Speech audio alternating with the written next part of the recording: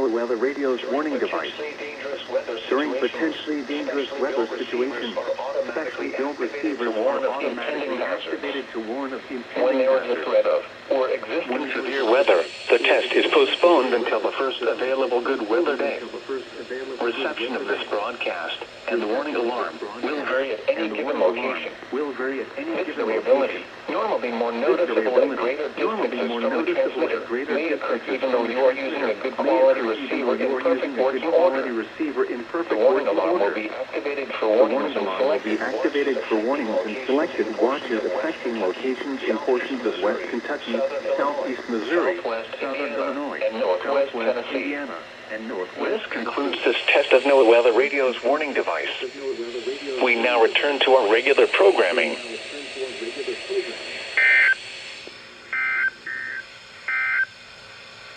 Now for the weather service forecast for the southern Illinois area. Mostly sunny.